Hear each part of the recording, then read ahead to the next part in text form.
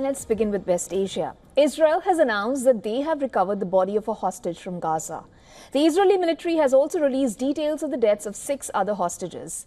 The IDF has said that the body of Swirsky has been brought back in a special operation, adding that he was taken hostage on October 7th last year and then killed in Hamas captivity. On the same day, the IDF has also shared investigation findings on the deaths of 6 Gaza hostages in February. Their deaths have been linked to an Israeli airstrike on a tunnel in Khan Yunis. The 6 bodies were recovered in August, sparking anger among their families, who asked for answers regarding the circumstances of their deaths.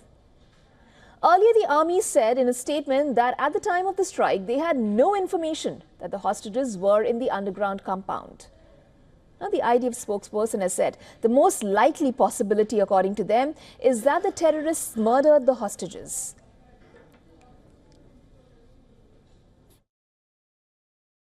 The inquiry investigated the reasons behind the death of the hostages and raised a number of possibilities. The possibility we think is the likeliest is that due to the strike, the terrorists murdered the hostages and the terrorists themselves were killed as a result of the IDF strike.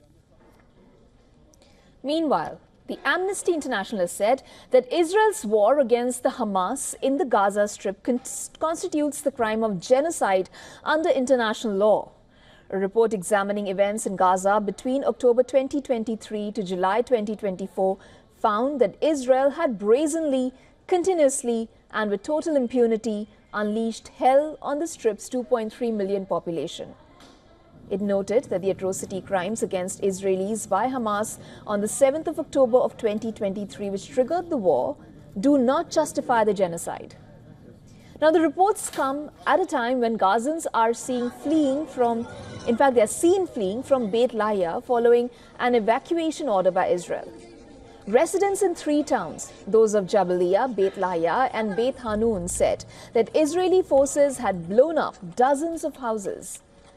Palestinians say that Israel's army is trying to drive people out of the northern edge of Gaza with forced evacuations and bombardments to create a buffer zone.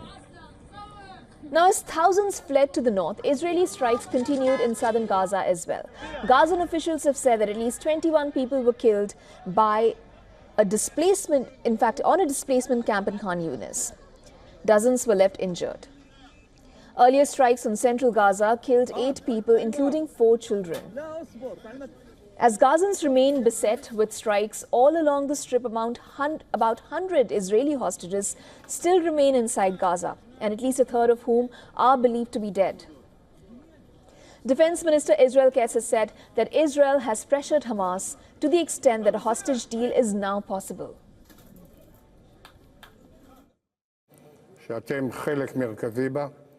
I think that thanks to the intense activity of which you are a central part, both the deterrence of Iran and what is happening in Lebanon and everywhere, the intensity of the pressure on this monstrous organization called Hamas is increasing, and there is a chance that this time we will really be able to advance a hostage deal, and we are working on this matter and see this goal before our eyes.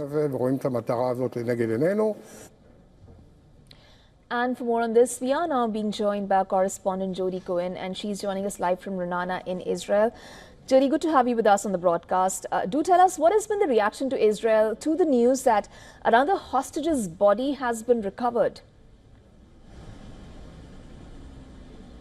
Hi, Isha. So it was announced back in January that Itai was murdered in captivity in Gaza, but people here are still obviously devastated. Prime Minister Netanyahu issued a statement expressing his condolences to Itai's family and pledging to continue working to return the remaining 100 hostages. Now, Foreign Minister Katz said he believes that now there is a chance to get a hostage deal, and that's because of increased pressure on Hamas. And that's after President Trump warned Hamas that there will be hell to pay if all the hostages are not returned by inauguration. We've also heard the Biden administration repeatedly say that this war and all the suffering could end tomorrow if Hamas returns the hostages. Now, I spoke with people here after Trump posted that statement, and it definitely gave people here a sense of hope that there could now potentially be some progress on getting the hostages home. Jody, when we were talking to you, we were also seeing those grim visuals from the family of the hostage there. Now, there has been a lot less said about, publicly especially, about the hostage negotiations than in previous rounds. Could this, in fact, be a sign of hope, or that there is no progress to report? I think it could really be a sign of both. You could look at it either ways, but there definitely does feel there's a sense that the negotiations are picking up now. Now, Steve Witkoff, who's Trump's nominee for the Middle East envoy, was reportedly in Qatar and Israel in November for talks on securing a hostage deal and a ceasefire in Gaza. And Trump's pick for National Security Advisor Mike Waltz reportedly met with Israeli Minister Ron Dermer yesterday, and Dermer played a key role in the Hezbollah ceasefire. Now, Trump has also nominated a special envoy for hostages, Adam Berler, who helped negotiate the Abraham Accords. Berler posted that nothing is more important than returning American hostages home. Now, remember, 7 of the 100 hostages being held in Gaza are American citizens, and Berler suggested that in the next administration there would be action and consequences. Now, there are reports also that an Israeli delegation will travel to Egypt next week to discuss a new proposal. For all the latest news, download the WION app and subscribe to our YouTube channel.